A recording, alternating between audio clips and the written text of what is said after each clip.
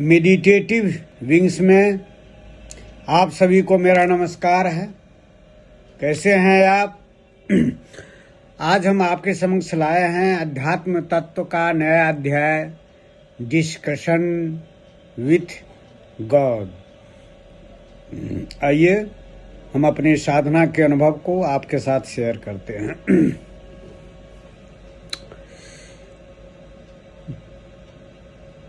ईश्वर से वार्ता आज का विषय है।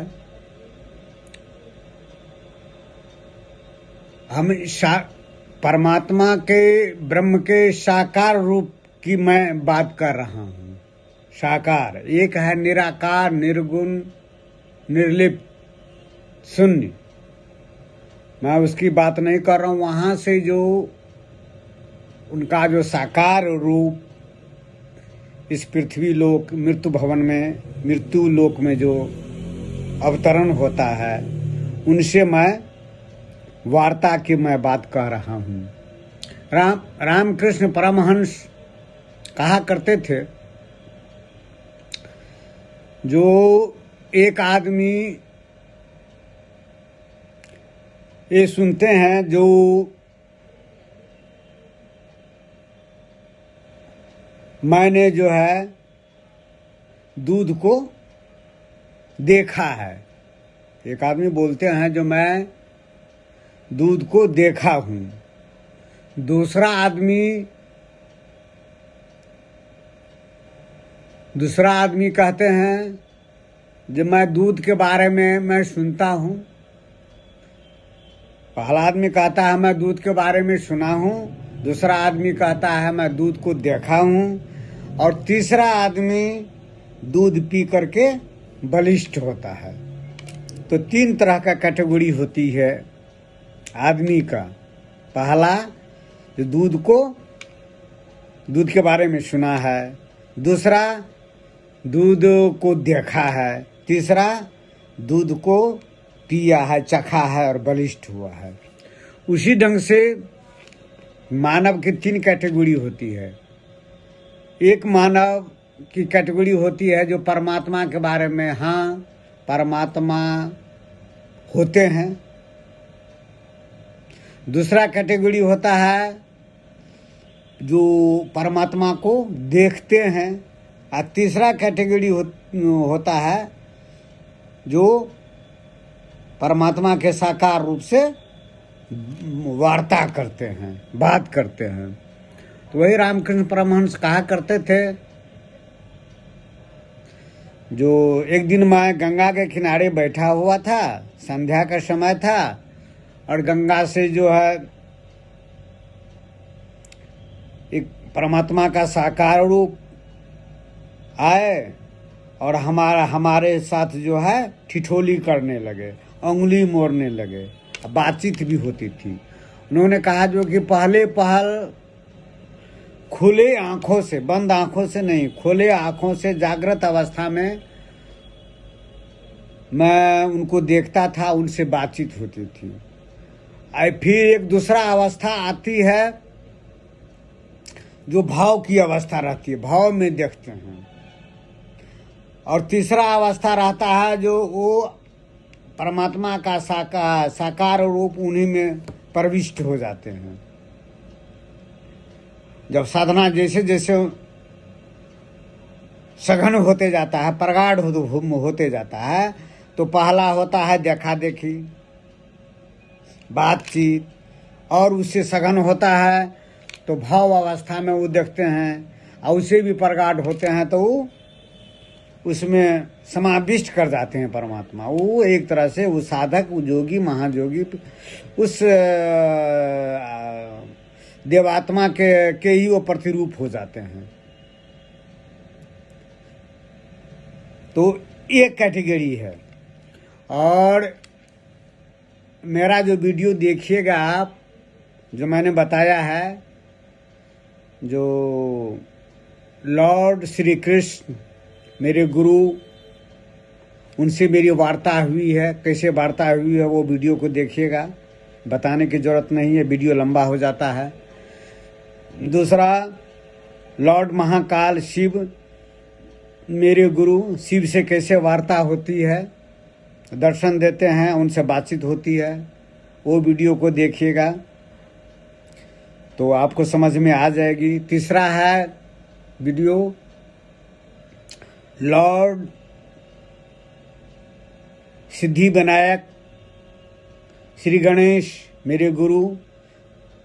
तो श्री गणेश भगवान से कैसे वार्ता होती है मेरी, कैसे दर्शन देते हैं, बातचीत होती है, लगातार 3 दिन तक दर्शन देते हैं, अब बातचीत होती है।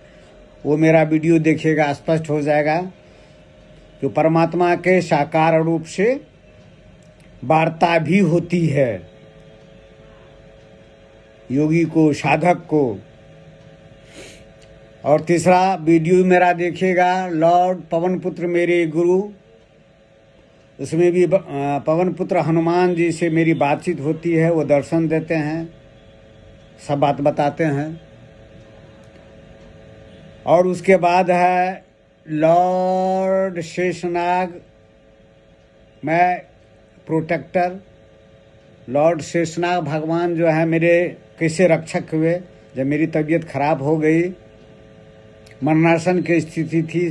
साधना के क्रम में, साधना इतना कठिन साधना करने लगा जो रात भर में साधने करने लगा, शरीर बहुत कमज़ोर हो गया था, वायु अस्थिर हो जाती थी, शरीर की वायु अस्थिर हो जाती थी। और सारे शरीर की वायु अस्थिर हो जाती थी तो स्वाभाविक है जो शरीर का जितना भी आपका सब जो स्पंदन रहित हो जाता था, हार्ट लंग्स किडनी सब चीज़ स्पंदन रहित हो जाता था। वायु जो बाहर की ओर नहीं जा कर के अंदरे अंदरे चलती थी और वायु अस्थिर हो जाती थी। तो हमको लगता था जो तो इससे तो हमारी मृत्यु हो सकती है। उस हालत में हम बहुत कमज़ोर हो गए थे। तो उसी अवस्था में शेषनाग को मैंने आह्वान किया और शेषनाग से कैसे जो है शून्य से क्षीर सागर में उपस्थित हुए और फिर हमारे मूलाधार में आकर के यहाँ पर लग गए, सहारा दिए। तो शेषनाग भगवान से कैसे बातचीत होती है, ये कैसे मेरे रक्षक हैं, वो वीडियो को देखिएगा। और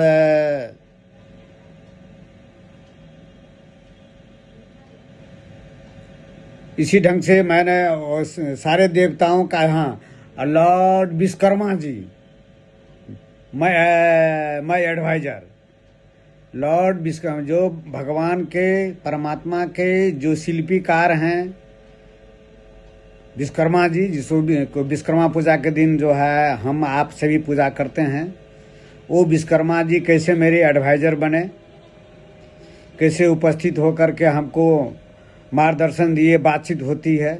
वो वीडियो देखिएगा, स्पष्ट हो जाएगी कैसे विश्वकर्मा भगवान से हमारी बातचीत होती है। जैसे हम आपसे बात कर रहे हैं उसी ढंग से बात होती थी। और जैसे हम आपको देख रहे हैं उसी ढंग से श्री गणेश भगवान को भी देखें, साक्षात देखें, खुले आँखों से देखें, बंद आँखों से नहीं, खुले आँखों से।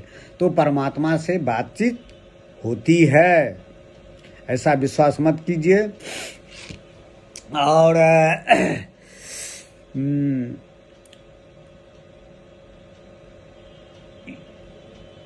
भगवान बुद्ध का जो साधना पद्धति थी वो जो है मात्र साधना में रत रहते थे।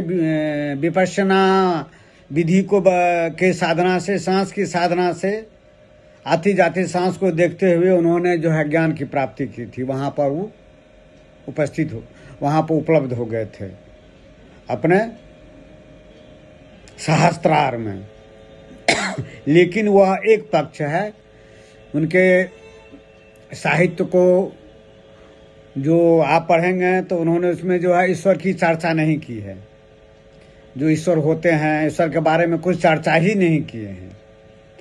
वहाँ पर वो मौन हो गए हैं। तो मेरा भी जो है 24 वर्ष की साधना रही है, और वो भी कठिन साधना। कुंडलिनी शक्ति जागरण के बाद मेरी साधना रही है। और इस साधना में मैंने जो सभी स्तरों को पार किया, निराकार, परम ब्रह्म, निर्गुण, निर्लिप्त, ब्रह्म में भी स्थापित हुआ और साकार, उन्हीं का जो साकार रूप है ब्रह्मा विष्णु महेश जगधात्री काली का भी दर्शन हुआ, गणेश जी का भी, पवन पुत्र हनुमान का भी, शेषनाग का भी। परमात्मा की जो शक्ति है ना, परमात्मा की शक्ति शेषनाग ही है। वो देखते होंगे जो श्री हरि विष्णु के मस्तक पर रहते हैं शेषनाग ऐसे किए हुए छत्र किए हुए, श्री कृष्ण भगवान के ऊपर भी हैं, नरसिंह भगवान के भी ऊपर में है। वह परमात्मा की जो वह शक्ति, जब वह शून्य से जो वह अवतरण होते हैं परमात्मा का, श्री कृष्ण भगवान का, राम भगवान का अवतरण होते हैं तो उन्हीं की शक्ति आती है। राम का जो है कि लक्ष्मण वो शेषनाग के अवतार हैं, और श्री कृष्ण भगवान का जो बलराम है वो शेषनाग का अवतार हैं। ये सब है। जब कुंडली शक्ति किन्हीं का जागरण होता है, कुंडली शक्ति जागरण होता है, और सभी चक्र, सभी लेयर, सभी गुरुत्वाकर्षण, ये सब क्या है? परमात्मा ने हमको ये खट दरवाजा से उन्होंने जो इसको बंद कर रखा है, हमको ऊपर नहीं उठने देता। ऊपर उठने के लिए ताकत लगाने की जरूरत होता है। उपनिषद में कहा गया है ना, बलहीन को आत्मा उपलब्ध नहीं होता है, परमात्मा उपलब्ध नहीं होता है। तो परमात्मा का जो व्यवस्था है यह खट चक्र से जो है यह दरवाजा है, कठिन दरवाजा है, उसको बंद कर रखा है उसको। और कुंडली शक्ति जो है मूलाधार में एकदम कुंडली मार करके ऐसे मुंह किए हुए है। वही सर्प शक्ति है, परमात्मा की शक्ति है ना, वही कुंडली शक्ति है, परमा शक्ति। वो हमारा मूलाधार में, सबके है मूलाधार में है। आपको मूलाधार कुछ न कुछ जागृत रहता है तब न सब काम करते हैं, नहीं कुछ जागृत रहेगा तो काम नहीं कर सकते हैं। लेकिन उसका मूलाधार से ऊपर जो है बहुत, मतलब कि मैक्सिमम आदमी का जो है जागरण नहीं रहता है। ऊपर की ओर जागरण हो जाएगा तो परमात्मा का सृष्टि चलेगी ही नहीं। सब तो कर्म उधर से संसार अर्थ की ओर नहीं जा करके और परमात्मा की ओर चलने लगेगा। इसीलिए परमात्मा ने जो इसको खट दरवाजा में इसको बंद कर रखा है, इसको तोड़ा जाता है एक ही विधि से, उलट पवन का ठोकर मारे बंद दरवाजा खोले। ये पवन जो है शून्य से जो नीचे की ओर आया है उसको उलट दीजिए सांस की साधना से, वायु साधना क्रिया योग से। जब उलट गया, उलट पवन का ठोकर मारे बंद दरवाजा खोली। बंद दरवाजा है मूलाधार, मणिपुर, मूलाधार, स्वाधिष्ठान, मणिपुर, अनाहत, विशुद्धि चक्र, आज्ञा चक्र। यह कठिन दरवाजा है, बंद दरवाजा है। उसको उलट पवन का जो है, उलट पवन का ठोकर मारे बंद दरवाजा खोले। बंद दरवाजा को धीरे धीरे खोला जाता है वो। तब जो खुल जाएगा ना, तब आप में और परमात्मा में कोई अंतर नहीं है, सृष्टि में भी कोई अंतर नहीं है। उसके लिए, उस योगी के लिए, साधक के लिए कुछ भी जो है अप्राप्त नहीं होता है। वह सभी चीजों पर उसका विजय प्राप्त रहता है, मृत्यु पर विजय प्राप्त रहता है। परमात्मा से सीधे बात होती है, उसमें और परमात्मा में कोई अंतर नहीं होता। वह एक तरह से परमात्मा ही के रूप में स्थापित हो जाते हैं, प्रतिस्थापित हो जाते हैं उसमें। और ऐसे देखते हैं जैसे मैं आपको देख रहा हूँ ना, आप हमको देख रहे हैं, उसी ढंग से कुंडलिनी शक्ति के जो है साधक वह परमात्मा से के साथ देखते हैं, वार्ता करते हैं। जब आह्वान करते हैं तो कुंडलिनी शक्ति तो वही परमात्मा की परमा शक्ति है, शेषनाग वो ना सर्प शक्ति है। जब वो उत्थान कर जाता है तब तो वो मानव जो है वह एक तरह से तो ईश्वर कोटि का हो जाता है, परमात्मा को हो जाता है। परमात्मा ही स्वयं आकर के उनसे बात करते हैं, परमात्मा स्वयं आकर के उन साधक से, उन जोगी से बात करते हैं। ये जो है तेलंग स्वामी के साथ भी ऐसा ही होता था आपका, ये आपका आदि गुरु शंकराचार्य के साथ भी ऐसा ही होता था। रामकृष्ण परमहंस के साथ भी ऐसा ही होता था। परमात्मा स्वयं आकर के बात करते हैं, तब परमात्मा में, भक्त में, भगवान में कोई अंतर नहीं रहता है। और परमात्मा की भी लालसा होती है ऐसे साधक से मैं बात करूं, समझे। तो कुंडलिनी साधना जो है बहुत कठिन साधना, यह तंत्र की साधना है। योग जो है, पुरुषार्थ जो है, जो आपका जो है योग का जो है पुरुषार्थ रहता है, तंत्र का जो है, ये कुंडलिनी शक्ति तंत्र की शक्ति है, बहुत ही कठिन साधना है आपका। लेकिन जब अगर तंत्र में अगर आप समर्पण कर जब आप अहंकार कीजिएगा, जहीं पर अहंकार आ जाएगा, आपकी कुंडलिनी शक्ति वहीं पर जो है रह जाएगी, अस्थिर रह जाएगी। अहंकार इस साधना में नहीं किया जाता है। आत्मराज में प्रवेश, परमात्मा के राज में प्रवेश वही कर सकते हैं जो अपने आप को समझते हैं जो मैं कुछ नहीं हूँ, सभी परमात्मा है। जब अपने आप को, अहंकार को विसर्जन कर दीजिएगा, विसर्जन, अहंकार नहीं, तभी वही आदमी, वही साधक, वही योगी, महायोगी परमात्मा के राज में उनकी जो प्रविष्टि हो सकती है। तो इस वीडियो में डिस्कशन विथ गॉड, वह जो है जो साकार गॉड में ब्रह्म में अंतर है। गॉड ब्रह्म हो गया, चेतना हो गया, लबालब भरा हुआ है और निराकार है, निर्गुण है। सभी देवी देवता, महादेव, शिव, श्री कृष्ण, श्री हरि विष्णु, जगधात्री काली, ब्रह्मा, सभी उन्हीं का जो ध्यानास्थ होकर के उन्हीं का ध्यान लगाते हैं, वही निराकार है। मैं उनसे वार्ता की बात नहीं कहता, उनसे तो वार्ता हो ही नहीं सकती है, वो तो निराकार है। उस स्थिति में आपका मुंह बंद हो जाएगा, बुद्धि वहां पर नहीं रहेगी, मन नहीं रहेगा, सांस नहीं रहेगा, तो उससे वार्ता कैसी होगी? ब्रह्म चेतना से, निराकार चेतना से वार्ता नहीं हो सकती है। वार्ता होगी किनसे?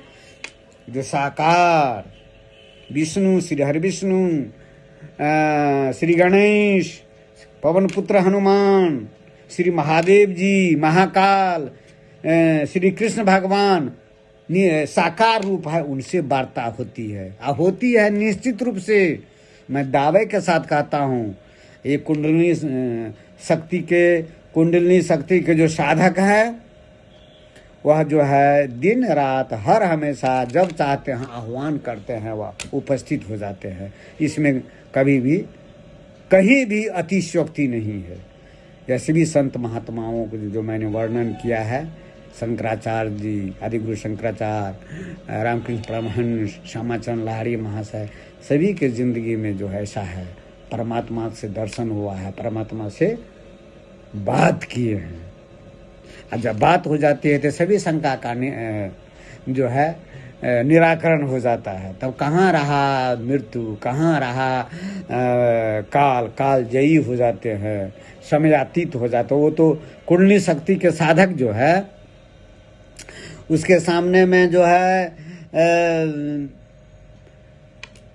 वो टाइम एंड डिस्टेंस, समय और दूरी को उल्लंघन कर जाते हैं। जैसे परमात्मा सब होते हैं ना, दैवीय शक्ति में आपका पृथ्वी तत्व नहीं रहता है। हम में है पृथ्वी तत्व होता है तो साकार है। हम दीवार को नहीं ना हम छेद कर सकते हैं, दीवार के पार नहीं जा सकते हैं, हम गेट खोल करके जाएंगे। लेकिन दैवीय शक्ति, परमात्मा की शक्ति जो होती है साकार रूप, उसमें पृथ्वी तत्व नहीं रहता है। पृथ्वी तत्व को नहीं रहने से जो है दीवार के आर पार हो जाता है। जब कभी आह्वान कीजिएगा उसके लिए तो समय और दूरी कोई बाधा नहीं बनता, कोई सेकंड में उपस्थित हो जाते हैं। दैवीय शक्ति के आगे टाइम एंड डिस्टेंस, समय और दूरी कोई बाधक नहीं होती है। बाधक आपके लिए हो सकती है, मेरे लिए हो सकती है। क्यों? जो पृथ्वी तत्व है, इसीलिए बाधक है आपका। और कुंडलिनी शक्ति के जो साधक होते हैं, जो वह चक्र को, गुरुत्वाकर्षण के लेवल को, सबको छिन्न भिन्न कर देते हैं। परमात्मा द्वारा जो बना हुआ रहता है अवरोध, हर्डल्स, सबको छिन्न भिन्न नाश कर देते हैं और वो स्वतंत्र हो जाते हैं। वो तब वो कालजयी हो जाते। कोई भी प्रकृति और पुरुष कोई भी बाधा नहीं बन सकती है। कोई काल महाकाल कोई भी उसके लिए बाधा नहीं है। वो अजय हो जाता है, कुंडली शक्ति के साधक। तो आज इतना ही, फिर हम दूसरा दिन नया अध्याय को लेकर के आएंगे। तब तक नमस्कार, धन्यवाद।